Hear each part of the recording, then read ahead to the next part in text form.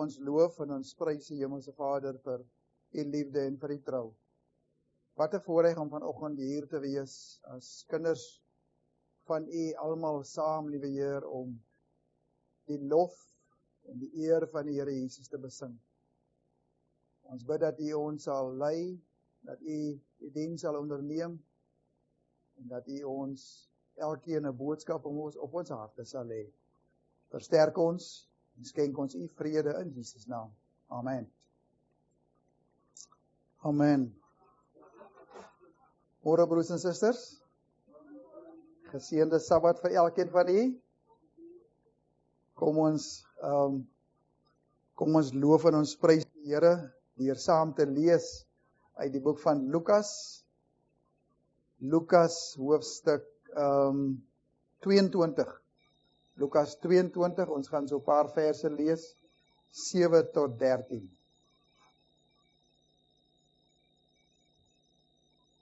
Lukas 22, 7 tot 13. Kom ons lees saam. En die dag van die ongesuurde brode het gekom waarop die Pasga geslag moes word. Toe stuur hy Petrus en Johannes en sê, gaan berei die Pasga vir ons, dat ons dit kan eet. En hulle sê vir hom, waar wil jy hê dat ons dit moet berei?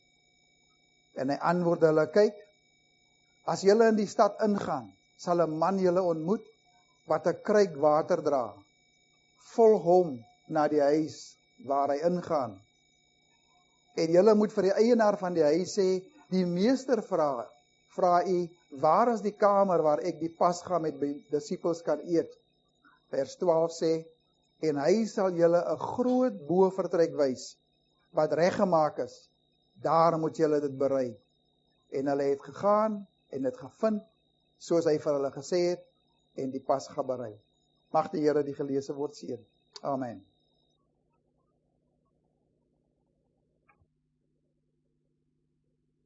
Dit is goed om vanoggend hier te wees, broers en susters. En dit is goed om gesigte te sien hier op Willomo, wat ek nog nie, ek het die gesigte al gesien, maar nog nie by die kerk by Willomo nie. En die Here was vir ons baie genadig, ons is almal veilig hier by die huis van die Here. Ons het 'n geseënde week geniet, en is dit nie wonderlik om op die Sabbat in die huis van die Here te wees nie. Amen, amen.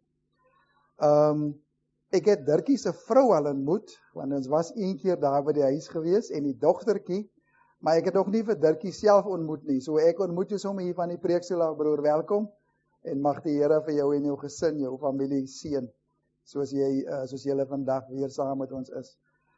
En dan het ek 'n jarelange vriend van my ook hier, ek verstaan, hy was verlede week hier, of die vorige keer was hy hier, ek en Dave was saam op college, hy het 'n jaar voor my klaargemaak, en is goed om vir jou te sien, Dave, it's good to see you, and Robin en jou mom, en ons bid dat die Here vir ons, en vir julle hier op Uniondale, geseënde tyd sal gee, so welkom aan elkeen, mag die Here ons elkeen versterk.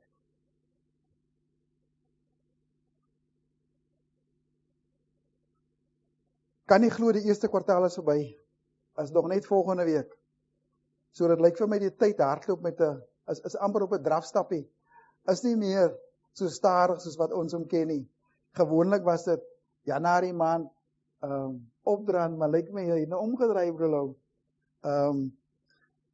So kom ons gebruik ons tyd oordeelkundig, juis omdat die tyd so vinnig loop, en omdat die tyd so vinnig besig is om uit te loop, ten opsigte van die wederkoms van Jesus. So kom ons gebruik ons tyd voordelig en produktief, sodat ons net groter en groter word in Jesus. Ons wil nooi dan om die harte oop te maak, terwyl ons na die boodskap luister.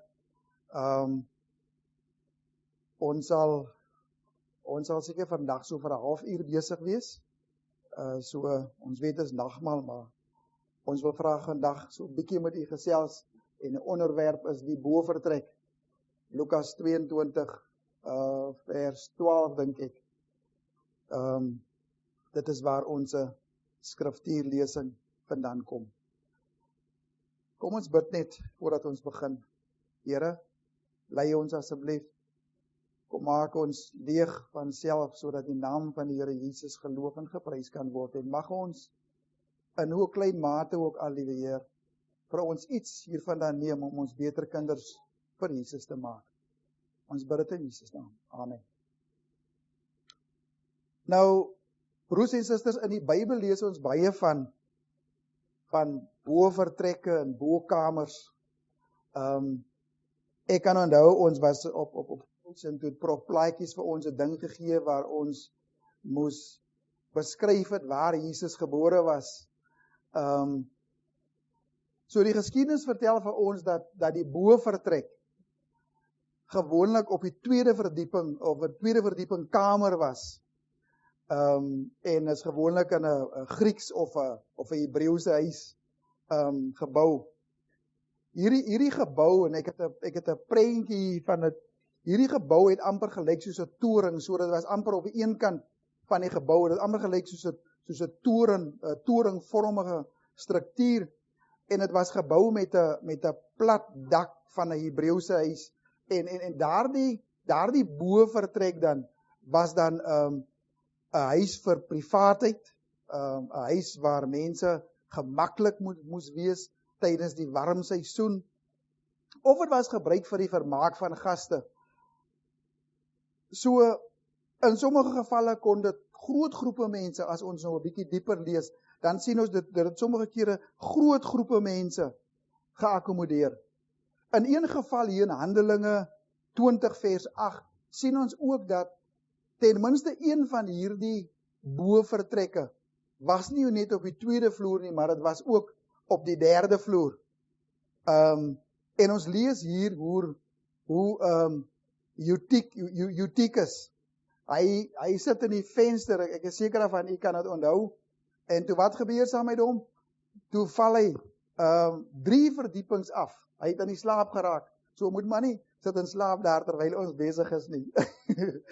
So, hy raak in die slaap en hy val 3 verdiepings af, en deur die genade van die Here was hy gered.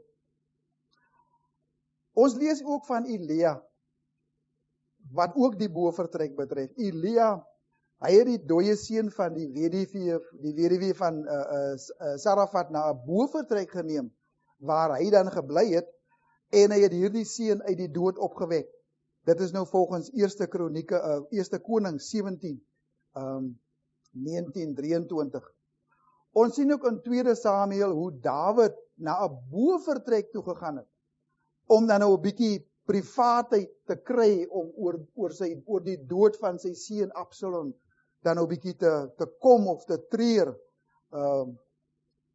Ons sien ook hier in 2 Konings 23:12 hoe die konings van Juda dan nou vreemde altare naby die bovertrek van Agas gebou het, wat Josia toe in sy hervormingstyd as koning, kom Josia en Josia breek almal daai vreemde altare, breek Josia dan toe af. En dan kom ons in die Nuwe Testament, behalwe die geval in Handelinge, kom ons by die bekendste gedeelte van hierdie bovertrekke, en ons sien dat Jesus het die Pasgamaal binne in 'n bovertrek saam met sy disippels geniet. So dit lyk asof hierdie bovertrekke groot was, want Jesus het, nadat Jesus na die hemel opgevaar het hy en die disippels waarna toe gegaan? Na die bovertrek toe gegaan, waar hulle almal gebly het. Baie interessant. Ons lees ook in Handelinge 9:36, ook 'n baie bekende gedeelte in die Bybel ten opsigte van bovertrekke. Handelinge 9:36-41, hoe dat Dorcas, en ons almal ken vir Dorcas, in 'n bovertrek gelê het nadat sy gesterf het, en later is Petrus dan nou na dieselfde kamer geneem om daar vir haar te bid en dit daar weer terug laat kom na die lewe. So geliefdes, dit lyk dan vir ons asof hierdie asof in die geval van bovertrekke, asof daar altyd iets besonders binne in hierdie bovertrek situasie gebly het, of gebeur het. En ons wil graag net so na 'n paar van hierdie gevalle kyk, nie noodwendig alles wat ons nou genoem het nie. Ons moet ook weet dat bokamers of bovertrekke was nie noodwendig 'n toegeboude struktuur nie. Dit kon oop ook gewees het en dis kom die mense amper dit 'n koelkamer ook kon gebruik het voor, soos ons in die geskiedenis kan sien. Hierdie bovertrekke kon dan net 'n gebou wees met pale en 'n grasdak, sodat mense dan nou teen die meeste koue of hitte beskut kon wees, waar baie van hulle soms in die aande geslaap het. In Josua 2, ons weet van die spioene. In Josua 2 stuur Josua 2 spioene na Kanaan en na Jerigo toe, om die land te verken. En toe hulle nou genoegsame inligting ingewin het oor hierdie land, toe moes hulle plek soek om te oornag. Hulle gaan toe na 'n huis toe en beskutting word vir hulle aangebied binne in 'n huis dan, en hierdie huis was op 'n muur en daar was slaapplek, en hierdie beskutting op hierdie bovertrek waar hulle dan kon tuis gemaak het behoort aan 'n sekere prostituut met die naam van Rahab. En soos 'n mens se verlede nou maar is, sommige kere dan kan 'n mens nie so lekker jou verlede van jou afskud nie. Sien ons dat Rahab se geskiedenis of Rahab se verlede nog steeds aan haar gekleef het, want sy was nog steeds vereenselwig met prostitusie. En selfs hier in die Nuwe Testament word na haar verwys as 'n prostituut. En hier sien ons dat Rahab 'n besondere ding doen. Ons weet wat sy gedoen het. Rahab versteek die spioene onder die Bybel sê onder 'n groot klomp vlasstoppels wat dan op die dak gegooi was om droog te word. So hierdie vlasstoppels of hierdie strooi was heel waarskynlik al reeds verkleur en dan nou ook in die proses om droog te word.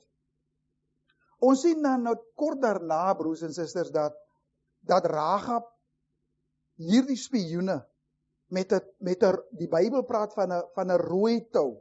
En nie net 'n rooi tou nie, maar die Bybel praat van 'n bloedrooi tou wat Rahab dan teen die muur laat afhang.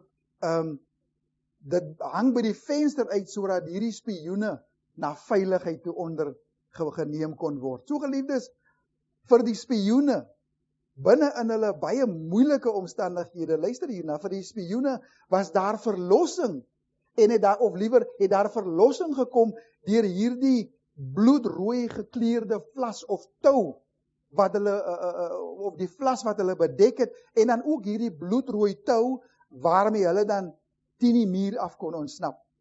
So hulle het verlossing gekry deur hierdie bloedrooi tou wat hulle na veiligheid toe gebring het. Is dit nie wonderlik nie? En as ons dan nou dink aan ons verlossing, geliefdes, is dit nie wonderlik om te dink dat net soos hierdie bloedrooi tou aan die spioene verlossing gebring het, is u en my verlossing moontlik gemaak deur die rooi bloed van Jesus wat ons bedek. Amen. Die tweede geval wat ons graag na wil kyk. 1 Konings 17. Ons ken almal die verhaal van die weduwee met die seentjie. En hoe Elia dan nou gevra is dat hierdie weduwee vir hom iets moet maak om te eet. Ons lees dat die weduwee in niks anders behalwe 'n laaste bietjie meel en 'n laaste bietjie olie gehad het nie. En tog het hierdie weduwee, ons lees, het sy dit in geloof voorberei vir Elia. En in vers 16 van 1 Konings vertel die Bybel vir ons, die meel in die pot het nie opgeraak en die olie in die kruik nie minder geword nie, volgens die woord van die Here, want wat hy deur die diens van Elia gespreek het. Hierdie seun het later siek geword en die seun het gesterf. En hierdie weduwee het dan nou opstandig geraak teenoor Elia oor die dood van haar seun. Die Bybel vertel vir ons dat Elia die seun opgetel het. En waarna het Elia die seun gevat? Elia vat die seun na die bovertrek of na die bokamer. En daar het Elia vir die seun gebid. Elia het homself 3 maal oor die seun uitgestrek en 'n tweede maal ernstig gebid dat die kind weer sou lewe. Geliefdes, weer eens was daar hierdie bokamer. In hierdie bokamer het 'n wonderwerk plaasgevind en die seun het lewendig geword. Die Here is groot. En nie net het daar 'n wonderwerk in hierdie bokamer plaasgevind nie, maar die weduwee se geloof, nie net in Elia nie, maar in die Here is ook vergroot. 'n Ander verhaal in 2 Konings 4 kom lees ons van Elisa se bokamer. En ons lees hoe dat Elia se opvolger Elisa dikwels na Sunem gegaan het. En as hy dan nou op pad is na Sunem toe, dat hy verby die huis gestap van 'n welgestelde Sunamitiese vrou. Miskien, broer Lou, het Elisa dan nou net as hy so verbystap, net so vriendelik kop geknik hier na die weduwee se kant toe. En hierdie man het hierdie weduwee so beïndruk dat sy hom genooi het om iets te kom eet. Meer nog, sy het hom genooi om elke keer sou hy dan verby hulle gaan, dat hy daar moes kom inpop. Hy moes daar kom iets eet. En hierdie uitnodiging het Elia, die Bybel sê vir ons, met dank aanvaar en hy het gereeld daar aangedoen. En nou in 2 Konings 4 vers 19 lees ons, die vrou sê vir haar man hierso, sy sê, ek weet, dit is 'n heilige, 2 Konings 4 vers 9 sê die vrou vir haar man, ek weet dit is 'n heilige man van God, wat gereeld hier by ons aankom. En vers 10 sê, kom ons bou 'n klein bovertrekkie, en sit vir hom 'n bed, 'n tafel, en 'n stoel en 'n lamp daarin, en wanneer hy by ons aankom, dan kan hy daar intrek. En so hulle bou toe hierdie gebouetjie, hierdie kamer bo op hulle huis, uit dankbaarheid vir hierdie vrou, skies tog, hierdie paartjie se gasvryheid, kom Elia en Elia bid Elisa bid dat die Here tog vir haar 'n seentjie moet gee. Elisa se gebed is verhoor en daar is vir haar 'n seun gebore, vertel die Bybel vir ons. En 'n paar jaar het verbygegaan en Elisa het gereeld daaraan gedoen dan nou om te eet en te rus binne in sy plekkie wat hierdie vriende vir hom voorberei het. En eendag het die seun na sy pa toe gegaan in die hitte van die son natuurlik, terwyl sy pa op die oesland besig was. En die seun het siek geword en hy het met ernstige hoofpyne het hy as hierdie seentjie na sy moeder toe gedra. Die moeder het haar bes probeer met hierdie kind. En hierdie kind het in die moeder se arms gesterf. Baie tragies. Die moeder het hierdie lewelose liggaampie het sy na die bokamer toe gedra. Daardie vertrek waar hulle vir Elisa ingerig het sy hierdie lewelose liggaam na die bokamer toe gedra en vir hom daar op Elisa se bed gaan neerlê. En in geloof, broers en susters, in geloof vat sy en haar slaaf dan nou 'n donkie. En hulle is op pad van Sunem af na Karmel toe, waar die profeet was. En die geskiedenis sê vir ons is omtrent so 25 kilometer. En as ons nou mooi vandag dink, behalwe dat 'n donkie jare terug was, is dit nog teen die spoed ook van 'n donkie. So dit moes maar baie stadig gegaan het. Ons lees ook in die Bybel hoe dat Elisa se knegt Gehazi, hoe hy dan nou vooruitgestuur word met Elisa se staf in sy hand, om dit dan, as hy by die huis aankom, om die staf van Elisa op die seun te lê, wat hier in die bovertrek in lê. Toe Elisa en die vrou by die huis aankom, toe deel Gehazi vir hulle mee, want Gehazi was voor hulle daar, dat die seun nie wakker geword het. Die seun was al reeds dood. Elisa het na die bokamer toe gegaan, waar hierdie lewelose liggaam van hierdie seun dan nou gelê het. En hy het die deur agter hom toegesluit, of toegemaak, en hy het tot die Here toe gebid.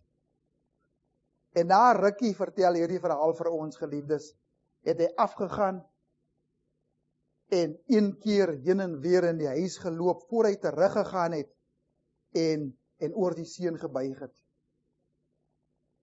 Die Bybel vertel vir ons dat die seun 7 maal genies het. En Elisa het toe hierdie wonderlike nuus aan hierdie ma oorgedra, en die ma laat roep en vir haar gesê, dat sy haar seun kan optel.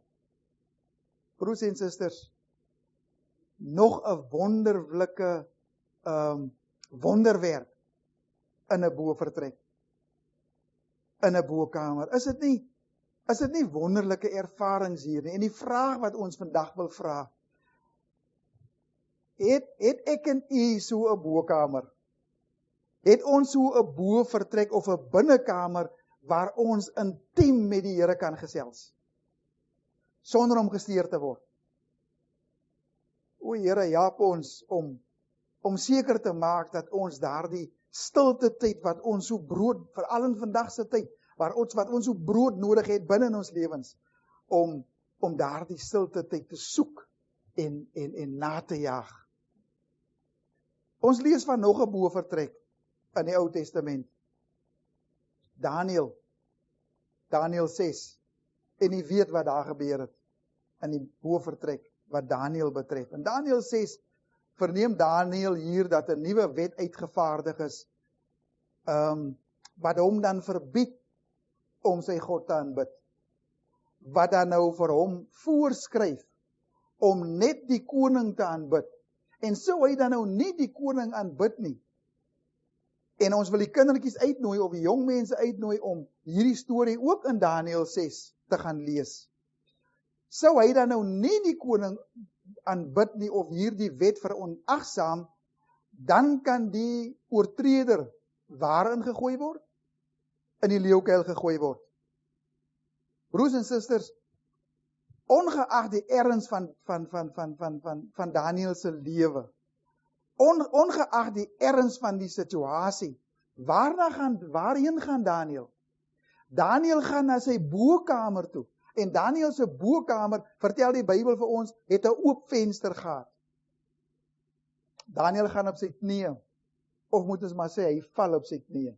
Daniël val op sy knieë, net soos wat Daniël, die Bybel sê vir ons, net soos wat Daniël in die verlede gedoen het, val Daniël op sy knieë, en met lofprysing en aanbidding op sy lippe, roep hy die naam van die Here aan vir verlossing. Is dit nie wonderlik nie? Hierdie bokamer was die plek, geliefdes, waar Daniël sy toevlug na die Here geneem het. Hierdie bokamer of bovertrek was die plek waar Daniël die Here geloof het. Dit is daar waar hy al sy probleme aan die Here geopenbaar het. Dit is hier binne in hierdie bokamer waar die Here Daniël se gebede beantwoord het. Ook nou, broers en susters, ook op hierdie stadium in Daniël se lewe, met die wete dat dit sy lewe dalk mag kos, bid Daniël tot die Here in hierdie bovertrek. Daniël onthou, en dis kom het belangrik is dat ons moet onthou, so 'n bietjie omdraai en terugkyk. Daniël onthou natuurlik vir die regte ding. Daniël onthou, geliefdes, dat daar in die verlede ook 'n doodsdreigement teen sy lewe was en sy vriende. En hy onthou dat die Here hom geantwoord het. Ons wil laastens kyk seker na die mees bekendste bovertrek binne in ons wil nie sê geskiedenis nie, maar miskien binne in ons kennis ten opsigte van die nagmaal. En dit is die bovertrek van Jesus. In Lukas 22 sien ons hoe dat Jesus bewus was dat sy lewe vinnig besig is om voor hom af te speel. Hy weet dat sy tyd het aangebreek. Hy het geweet dat sy tyd aangebreek het om sy Vader te verheerlik. Jesus het geweet dat Judas van plan was om hom te verraai. Hy het geweet dat dit die laaste geleentheid ook sou wees om met sy disippels te praat, voordat sy disippels ook van hom af sou wegvlug.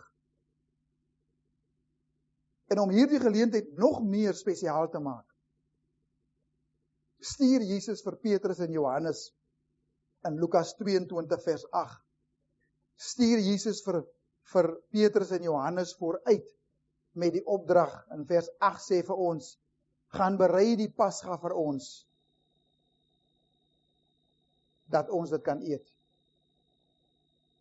En so omdat hulle dan nou nie 'n vaste blyplek gehad het nie, vra hulle vir Jesus waar hulle dit gereed moes maak. En in vers 10 sê Jesus vir hulle, kyk, as julle in die stad ingaan, dan sal 'n man julle ontmoet wat 'n kruik water dra, volg hom na die huis waar hy ingaan. En vers 12 sê vir ons, en hy sal vir julle 'n groot bovertrek wys wat reggemaak is, en daar moet julle dit berei. Is dit nie ongelooflike detail hier nie, broers en susters? Ongelooflike detail. Die plek is al reeds berei. Die plek is reeds berei. Jesus kies 'n bovertrek waar hy vir die laaste keer met sy disippels kan verkeer. Jesus sê vir hulle dat dit die laaste keer sou wees waar hy die brood saam met hulle sou eet. Jesus verduidelik dat die brood sy gebroke liggaam voorstel. Lukas 22 vers 19 sê vir ons, daarop neem hy die brood en hy sê, dit is my liggaam wat vir julle gegee word. Doen dit tot my gedagtenis. Jesus verduidelik vir hulle dat dieselfde met die beker, verduidelik Jesus vir hulle en sê vir hulle in vers 20, hierdie beker is die Nuwe Testament in my bloed, wat vir julle uitgestort word. Geliefdes, net soos Rahab op die muur van Jerigo, die spioene onder die rooi vlas of onder die strooi versteek het, wil Jesus ook nou sy disippels met sy bloed bedek. Is dit nie wonderlik nie? Die druiwesap, broers en susters, liewe broers en susters, is die simbool van die rooi tou wat afhang.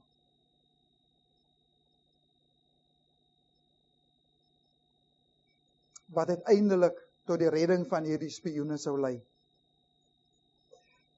Dit is die simbool van die tou wat uiteindelik uitgehang sou word om elkeen wat sy of haar toevlug na die bokamer sou neem te beskerm teen die komende oordeel. En vandag broers en susters, het ek en u weer die geleentheid om ons toevlug te neem na die bovertrek, om skuiling te vind onder die bloedbevlekte vlas wat daar in die bovertrek vir ons uitgesprei is. En daar kan ons skuiling vind teen die aanslag van die duiwel wat rondgaan om ons te verslind. Dan kan ons skuiling kry waar in die bovertrek. Dan kan ons ook soos Rahab in geloof vertrou op hierdie en die spioene, in geloof vertrou op hierdie bloedrooi tou wat uitgehang is om hulle te verlos van die bose aanvalle van Satan. Broers en susters,